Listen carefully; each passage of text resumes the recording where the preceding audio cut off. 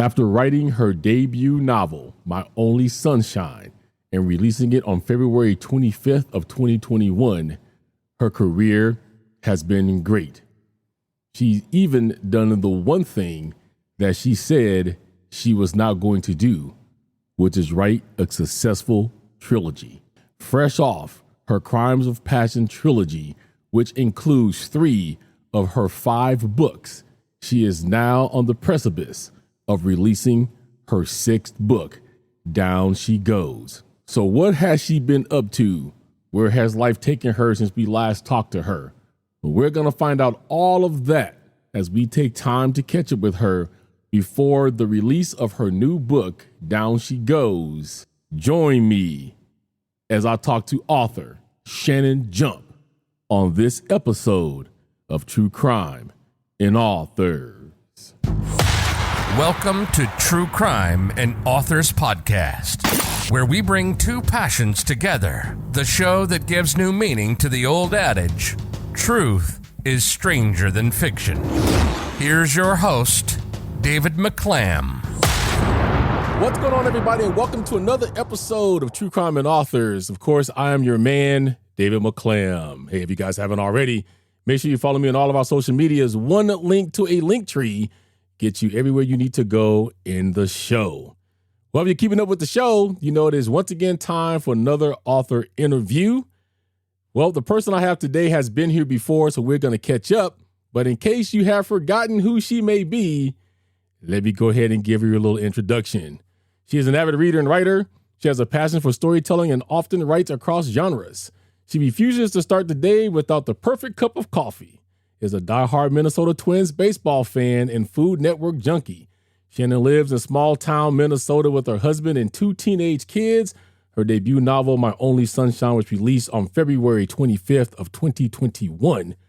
She penned her first short story at the age of 12 and still has the original copy, cover art included. Writing and storytelling have been a passion of hers for as long as she can remember, and if you follow her on Instagram, you'll see she's still just as excited about reading as she is about writing. And in addition to that, she is an independently published author, and she is an active bookstagrammer and NetGalley reviewer. You can follow her book reviews and publishing journey on Goodreads and Instagram. She is the author of the Crimes of Passion series, even though it's breaking in My Only Sunshine. Please welcome my friend, Shannon Jump. Hey, Shannon, how you doing? Hello. I'm good. How are you? I am wonderful. It is great to see you. It has been a little while. I know things have been going on with you. It has been a hot minute indeed. So how have you been and what's been happening with you since we last spoke on the personal level? Oh, I am doing great. I think since we last spoke, I released the last book of the Crimes of Passion series. It's a 3-book trilogy. That one is donezo. And it feels good to kind of walk away from it and start a brand new project. Down She Goes is my psychological suspense thriller that'll be coming out this summer. So it's been fun kind of putting those characters back on the shelf and coming out with some new ones. So stepping back a little bit over the Crimes of Passion series, what a wonderful series. I think when we talked before, Thank you. You had stated that it wasn't really supposed to turn out to be a series, supposed to be a one and done, but your fans wanted more, me included. So when you had to switch your mind that way, how did you put your mind in the set of, well, I'm going from 1 book now to 3? Yeah, that was tough. I think I've said from coming out the gate with My Only Sunshine that I am not a series writer. I'm like, I don't know how writers can do that. Like, I mean, as a reader, I get attached to characters just like anybody else. But as a writer, I feel the need to step away from those characters after a period of time. And then I get bored with my own stories, right? So I don't want to run that risk of overwriting a character to the point where somebody's just, ready to step away from the series. So while it is now a 3-book trilogy, I will say, I mean, they're short. They're not, full length, like 300 plus page novels. They're between 220 to 270 pages. So it's a shorter series, and each book in the series kind of highlights different main characters. So that gave me an opportunity to explore new storylines and kind of weave them all together. So Fun story, series to write, really fun characters to write, but definitely still feel like I am not a series writer. So at this point, even though the Crimes of Passion trilogy has had great success, you still would not entertain being a series writer. Listen, I'm not like adamantly against it by any means. If it works out that a book is better suited as a series or those characters need to live on elsewhere, by all means. But I don't think I will ever intentionally go into a plot line planning to put it into a series. But that says there's always opportunity for crossovers, right? I mean, those characters that just hit so hard that every once in a while they come knocking on the door again and they're like, hey, bring me into this story. I feel like I can fit here. So there's always potential for that. You know, you can kind of bring them back to life that way. And I think that's a fun little play with the character lines. Speaking of characters, I'd like to bring that up because I think in the other interview that we did, the first one several months ago, I brought this up too. And it's more prevalent to me now because I'm actually, since we haven't talked in a while, I'm writing my first book. My first book is around podcasting. That's awesome. And the thing is there's a lot of people I've talked to that says, yeah, these writers are kooky because they say that these characters live with them. And every one of you guys I've talked to now over the last 7-8 months says the same thing. Even though my book has no characters, it's just me trying to teach people how to do podcasting the right way. The book doesn't leave me alone. I could be in the middle of sleeping and then another chapter pops up, or you didn't say this here, or you need to add this. So from a writer's perspective who deals with several different characters, explain to the audience just how real that a character can live in your brain, just like your husband is living right next to you at home. 100%. And it's so funny too, because I always say, you know, character writing it by itself, right? I mean, these are people that feel close to us. They are real to us, right? They come to life in the craziest of ways. And like you just said, they will wake you up in the middle of the night with an idea that you need to get down on paper, right? But the interesting thing is, I think writers are the type of people who like probably belong in insane asylums, right? Because we have all these characters living in our heads and talking to us. And that's where, like, you know, I think for me as a writer, I don't write every single day. I really just write when I feel those characters are talking to me. And that's going to impact, obviously, the timeline that it might take to pull a story together. But you can have days where, you know, you're full on like, okay, this weekend I'm writing both days of the weekend. I'm planning to sit here until I get to X word count, right? But then you sit down at the computer and nobody's talking to you, right? it's one of those days. And I am very much the type of writer that will walk away from the computer and come back to it later, because unless those characters are inspiring me, I can't tell their story. So yeah, it is very interesting how the characters are almost like tangible people in your life. I mean, once you create them or get this idea of who they are, you really feel compelled to tell their story. The one thing I like to point out about your books, and I have one other author this way, and I know we've talked about this before because as authors, you guys get backlash, especially writing thrillers, that they're too short. I will say it again. I love the shortness of your books. 270 pages is excellent because the thing is if you get a book that's not interesting, even 270 pages is too many pages. But when you get books like a Shannon Jump book, it's a page turner.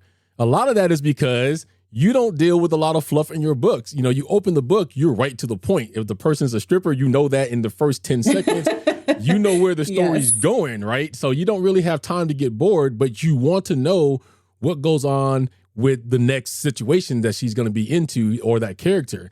And for me, I have to consume a lot of my books on my lunch break. So are you still in that same mindset with this new book getting ready to come out? We're going to talk about in a minute, still the same length. You still feel the same way about that as you did last time? 100%.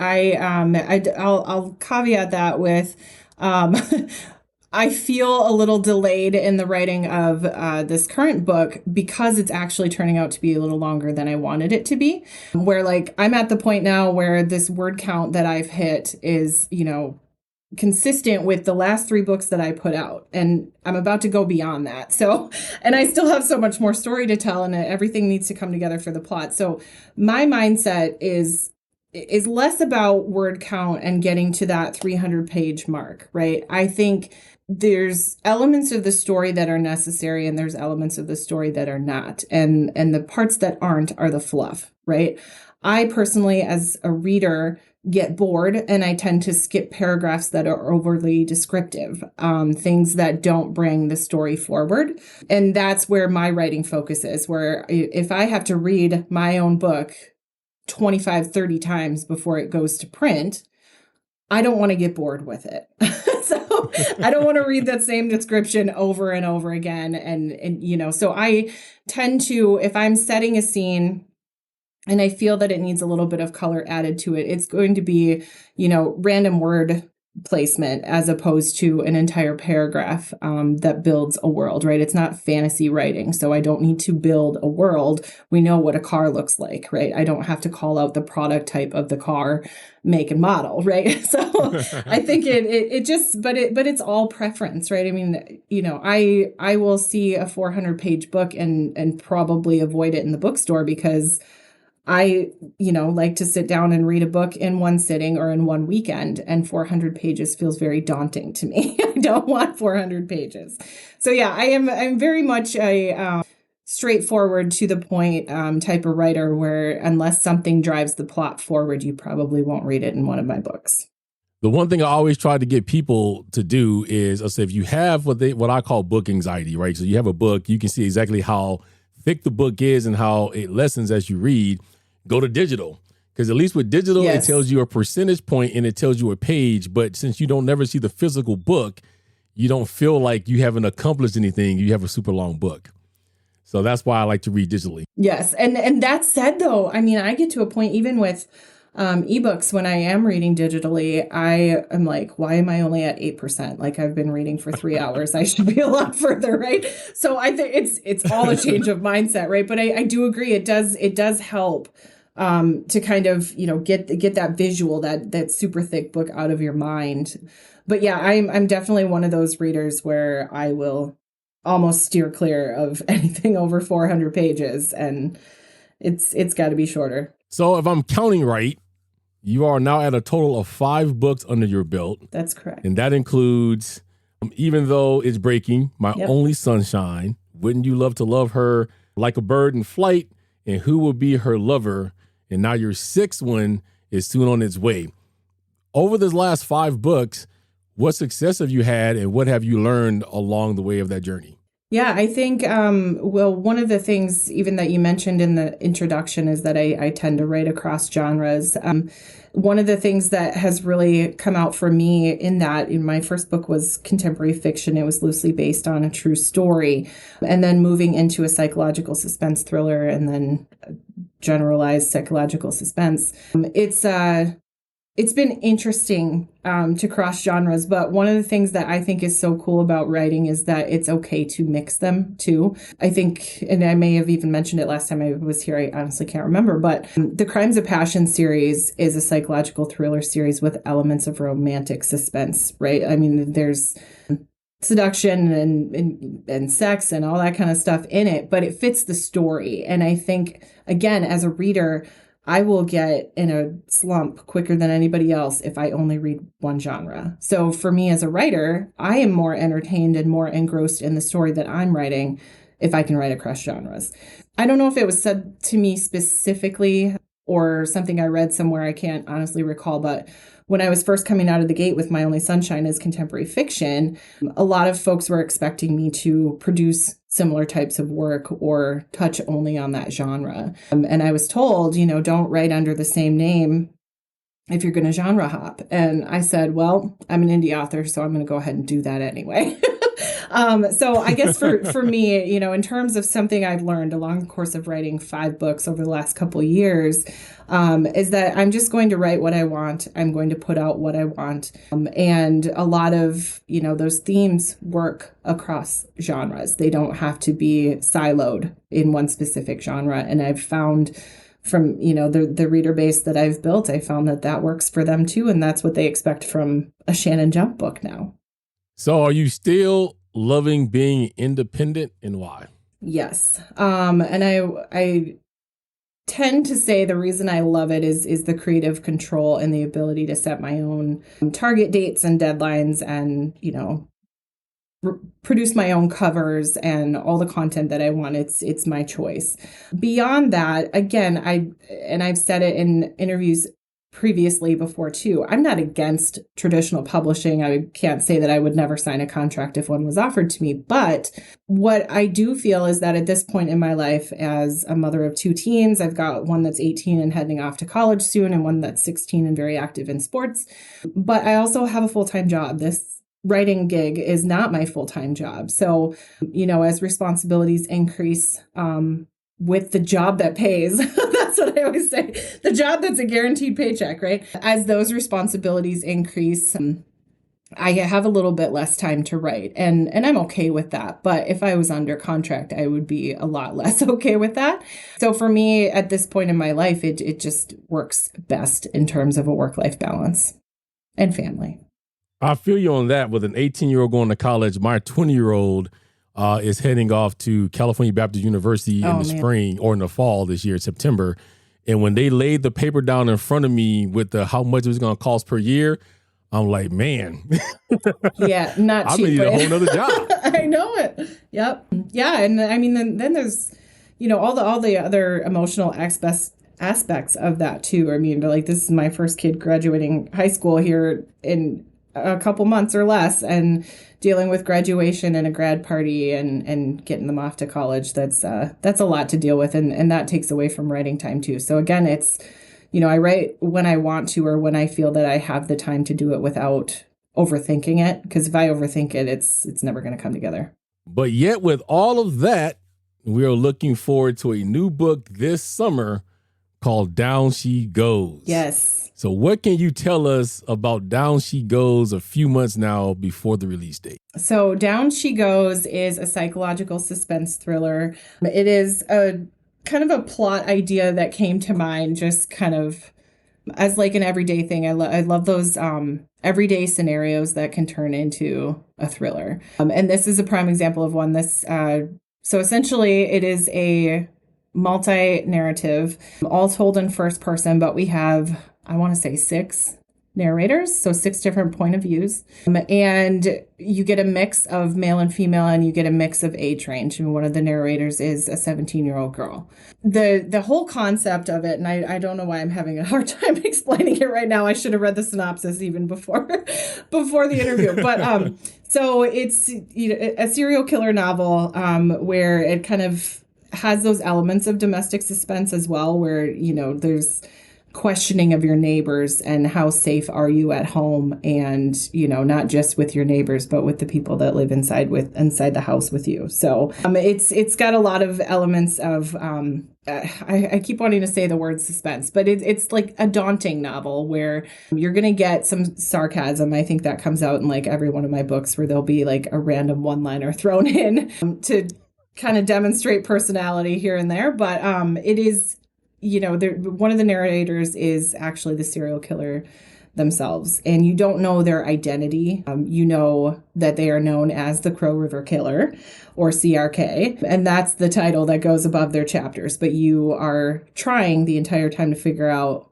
who this person is, and you will suspect some of the other narrators as well. So it is a super fast-paced serial killer novel. And one character actually that I'm very excited about is Detective Will Sanderson, who is, this is a fun one for me because I've always loved procedurals and crime dramas. Never necessarily thought that I could write one, but again, I'm able to kind of take this concept across genres. So you get a little bit of mix of procedural crime drama with the typical psychological thriller and getting into the head of a killer. So these are brand new characters than what we've seen before in the other books. You've got several different characters voicing themselves here, including a child, 17-year-old child. How in the world do you keep all of that separated in your mind from crossing one over with the other? It's so interesting that you asked that question, because I, for the first time ever, this is my 6th book, and I plotted this entire thing. I never did that, but I plotted and outlined the whole thing going into it because of the intricacies of it. And again, it's, I don't have the opportunity of exploring, one specific plot line and two main characters like I did with the Crimes of Passion series per book, right? This is one book, not intended to be a series.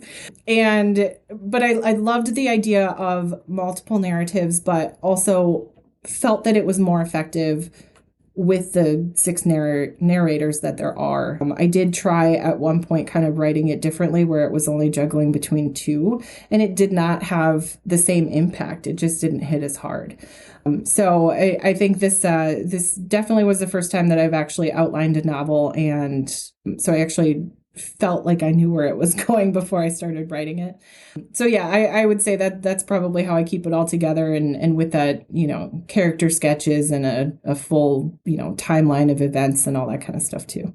Now, we know how you feel about being a series writer, but at the bottom of your synopsis, which I will put the whole synopsis up on the show notes here, the bottom of it says, dark and mysterious, Down She Goes is a captivating, impulse-pounding psychological suspense thriller that'll have readers begging for just one more chapter. That is not any sort of hint.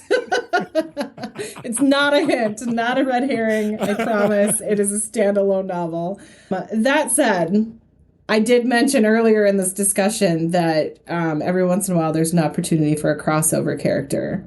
So there is a character coming in from a prior novel. I'm not going to say which book and I'm not going to say which character, but I will say that readers who have been following me since early on will be very thrilled to see this character in the book. Can we say this book is going to have the same amount of twists, or is it going to be a little bit more twistier than any other Shannon Jump book we've read? Man, that's a tough question, David. I don't know, because I feel like the Crimes of Passion series was super twisty, but collectively as one single book, it's probably twistier than any other single book. But the Crimes of Passion series was pretty twisty as three. I don't know. It's hard to say. There's twists and turns in this book. What do you feel separates Down She Goes from all the other 5 books that you've written? What's going to be a little bit different here than what we've seen before? I actually did just the narration style, again, with multiple point of views. Again, the Crimes of Passion series had a lot of narrators collectively, but each individual book kind of stuck to two, every once in a while, a third person popping in there. This one has a good mix, like I've mentioned. So I think it's, the big difference is being able to digest multiple characters from a very detailed level, as opposed to a lot of secondary characters. So everybody kind of gets their own time in the spotlight.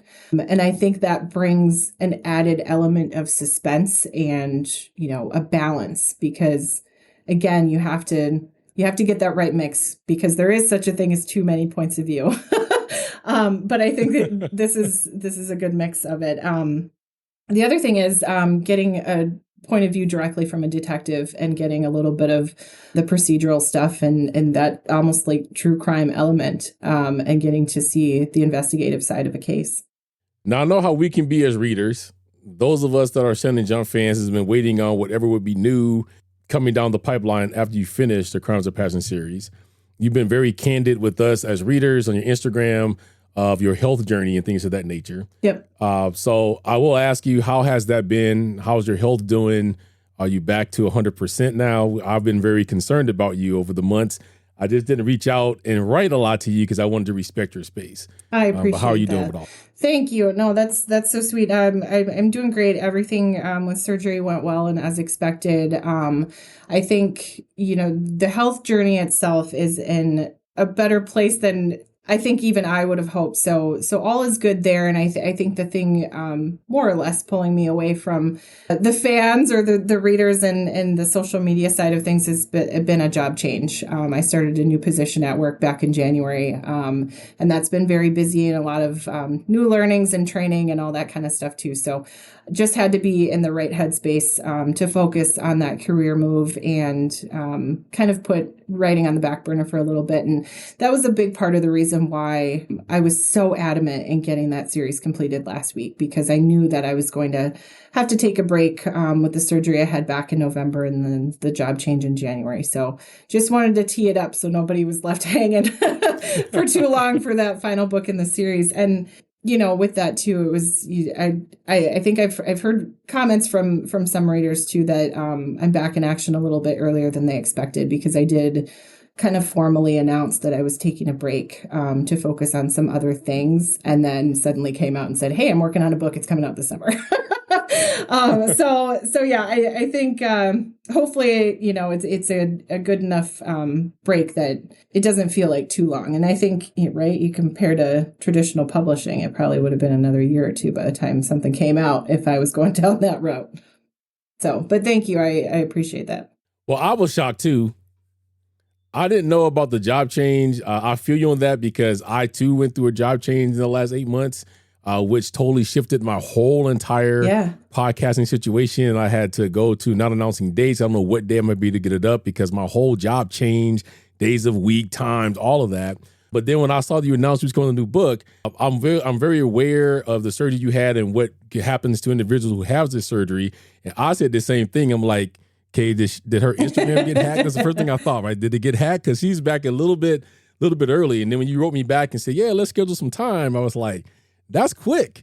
So I think the overall spirit of you're kind of like me. I can't stand to be down or let something beat me for too long. No, I can't either. And my recovery period for surgery was about 6 weeks. I had I think 4 weeks off of my job. I think I was off for 4 weeks, but I spent a good chunk of that just reading and catching up on my TBR, and I always feel that when writing doesn't come to me very easily, I'm not reading enough, right? Because I have to understand what I enjoy as a reader to be able to transcribe that into a novel of my own. And I kind of, the last week of my time off of work is when this new story for Down She Goes came to me.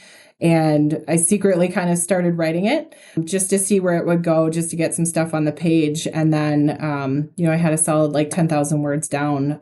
But then I started the new job in January and had to kind of take a step back again. But it's one of those things, though, where, again, you go back to that conversation of the characters kind of knocking on the door. And I really felt compelled to get this story out. And it's not, it's not some life-saving story of like anything like,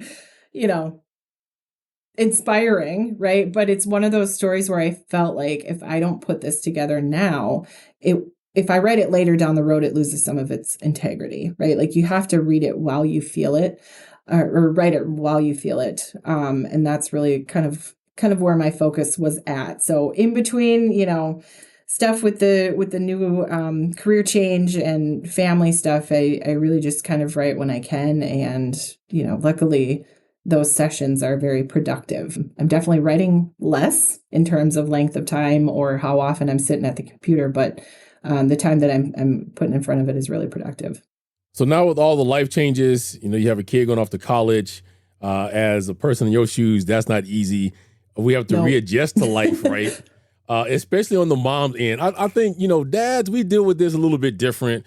When we went to our orientation, they were like, yeah, we're sure the moms are going to be balling. My wife already started crying. Like, she's still going home with us today. 100%. Mm-hmm. So what's the time frame do you think that we'll be able to see other books coming out from you down the line? Yeah, that's tough to say. I'm very much, like I said, when I get an idea, I tend to feel the need to just kind of write it out. Like I don't have 10 manuscripts sitting on my computer waiting to get started. It's very much, what am I feeling at that moment? And I have Down She Goes planned for this summer. I have another concept that has come to mind a few times. I tend to wait until it comes to mind a few more times before I start actually writing anything out, but there is a concept that's lingering. So, if that comes to fruition, I would say probably early next year, in terms of like a release date. But, the 3 books a year I was doing last year is definitely not sustainable for me right now. So definitely have the one plan for this year. And I don't want to overcommit and say that there'll be more than that one. Are you thinking about, or have you thought about having your books made into audiobooks at this point? I have thought about it. Actually, one of my writing buddies, Kristen Mulligan, she recently put her first book on audio. I don't know. I guess I'm not an audiobook listener, so to me that was never an urgent thing. I put my books out in ebook and paperback. Really gave no thought to audio, just again because I'm not an audiobook reader.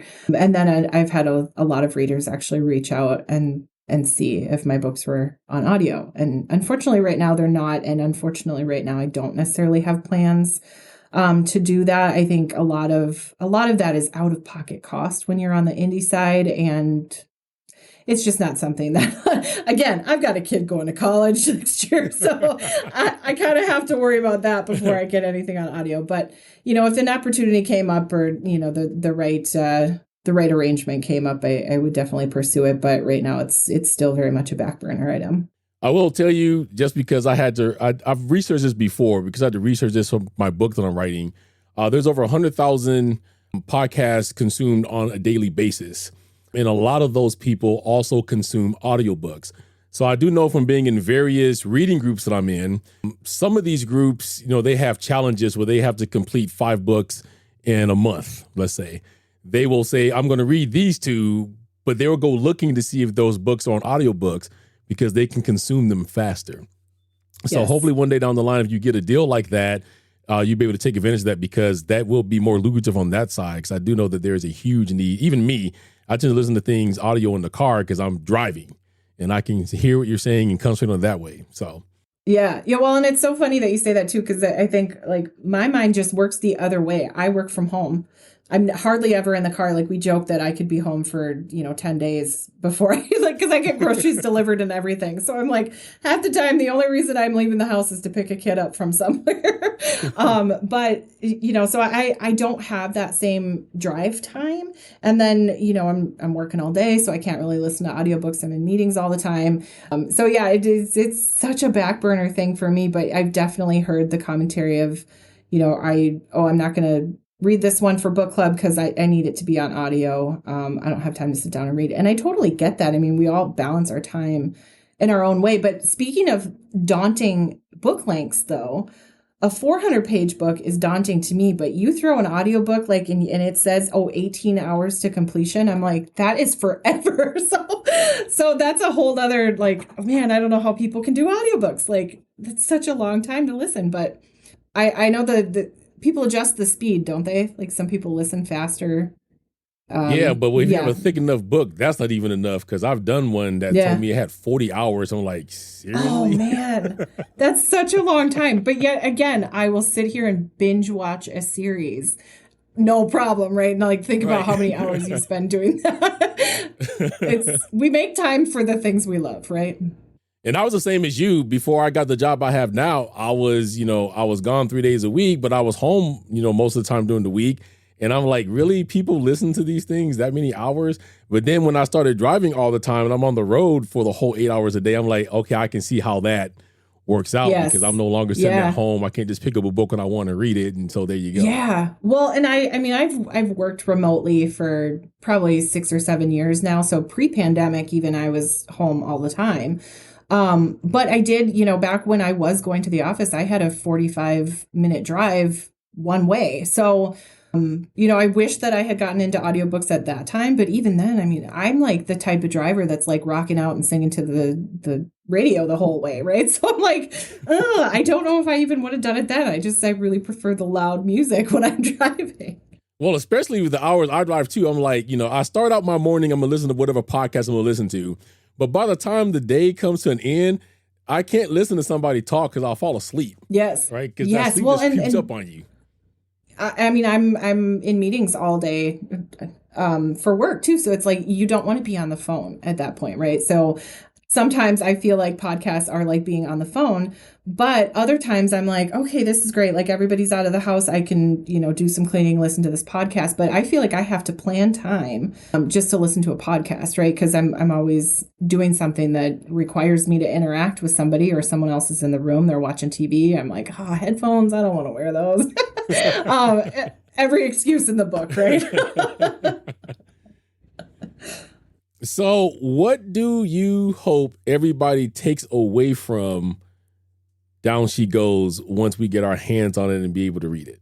I'm really, really excited about kind of, gosh, it's hard to explain actually in words, but the tone of this book. There are so many creepy elements to it, but then there are laughable moments at the same time. So I think it's a really good mix of genre and skill, and it just like these characters are so cool. Like you will, like a typical Shannon Jump book, you will find unlikable characters, but you will also find things that you like about those individuals, and then you're going to start questioning. You're going to question whether or not you should like them, and they'll be under the microscope. But I think those creepy elements, the song "Creep" by Radiohead always comes into my head when I think about this book. And even though it's Breaking, which was my sophomore novel, it's those kind of stalkery feel. I tend, and I don't know if other writers feel this way sometimes, but sometimes I'll write a scene and I'll go, oh, wow, I can't believe I wrote that. Like, I walked away from this book for 10 days because nothing was coming to me, and I came back and I read through the whole draft, everything I had, and I went, oh, this isn't as bad as I thought it was. So it's one of those things that I feel it's pretty powerful in the way that a reader would react to it, because of the multiple characters that you can connect with, the way that the story is told, the flow of the prose, so to speak. But yeah, I mean, it's like I said, it's not one of those books that you're going to walk away feeling like totally inspired, but hopefully it's one that you close and go, what did I just read? That's what I hope people walk away from, is that feeling of like, is this going to hit your top 10 list of the year when all is said and done? Well, from reading the synopsis, it's another one of those Shannon Jump books that is something that truly could happen in real life. Yes. And that's what I like so much about your books, is because even though we know, well, at that point we know that scenario hasn't happened. Who knows? It could have happened somewhere in the world. But to you, it hasn't happened. You can look at this book and be like, man, this is definitely something that could take place, or if it already hasn't someplace else. So just the realism of your book makes it good. So it's funny that you mentioned that. I'm pulling it up right now to see exactly what I put on it. The dedication of this book is one of those things that I'm like, okay, so the element of truth is there. We have, I don't know why I'm being so careful how I'm saying this. The guy moved. Okay. We had this neighbor. He lived alone in this large house, never had another car in the driveway. He was like never like active around any people, barely spoke a word. He'd go out and cut the grass and go back inside. So we had this like running joke that, oh man, we live next door to a serial killer. He's got bodies in the basement. Like, not something to joke about. I get it. But like, it was this thing in our family. We're like, oh, the serial killer's home, like it turned into this book. So that inspired the story. And my dedication to the book is for the creepy neighbor who inspired this novel. Thanks for moving. He doesn't live there anymore. So it's that element of truth. Yes, I think it's so fun, especially with psychological thrillers, to be able to take everyday scenarios and turn them into something creepy and sinister and just very exciting to read. Well, Shannon, in closing, is there anything you'd like to say to your readers and fans out there that is listening today? Yeah, again, thanks for reading. Thanks for listening. I am always so appreciative. I think in the indie publishing world, it can be really hard sometimes to get someone to read your book. So for me, I'm just so appreciative of anyone that picks it up, whether they like it or not. Thanks for giving it a shot. And if you liked it, thanks for telling your friends. Thanks for leaving reviews. Thanks for, passing it down to the next reader or shouting me out on social media. So I again, it's, those $0 days are tough to watch happen, but when you get one that something spikes or somebody reaches out and says, when's your next book coming? Or, hey, can I interview you on my podcast? Those moments definitely make it worth it. So yeah, absolutely. Thank you to everyone who gives a lowly old indie author like me a chance. Well, Shannon, it is great to see you. You're looking good. I can't wait to get my hands on your new book, Down She Goes. As always, you're always welcome to come back. And I look forward to talking to you again real soon. Awesome. Thank you so much for having me. All right, guys, you heard it. That is the incredible Shannon Jump. You can find all of her books that we mentioned here today on Amazon. And if you're a part of the Kindle Unlimited program, you can read them for free under that program. I always remind you that downloading her books is not good enough. You do have to read it and turn the pages so that she gets paid. And then also look out for Down She Goes out this summer. You can pre-order that right now on Amazon. So once again, we thank you for tuning in. We hope you got something out of this episode, that you're being safe. And always remember, always stay humbled. An act of kindness can make someone's day. A little love and compassion goes a long way. And this is the podcast where two passions becomes one. I'll catch you guys on the next one. Thank you for listening to True Crime and Authors. Don't forget to rate, comment, and subscribe. Join us on social media. On Facebook at True Crime and Authors. On Twitter at Authors True. On YouTube and TikTok at True Crime and Authors. And email at truecrimeandauthors@gmail.com. Cover art and logo designed by Dazzling_Ray from Fiverr. Sound mixing and editing by David McClam. Intro script by Sophie Wild from Fiverr. And I'm the voice guy, your imaging guy from Fiverr. See you next time on True Crime and Authors.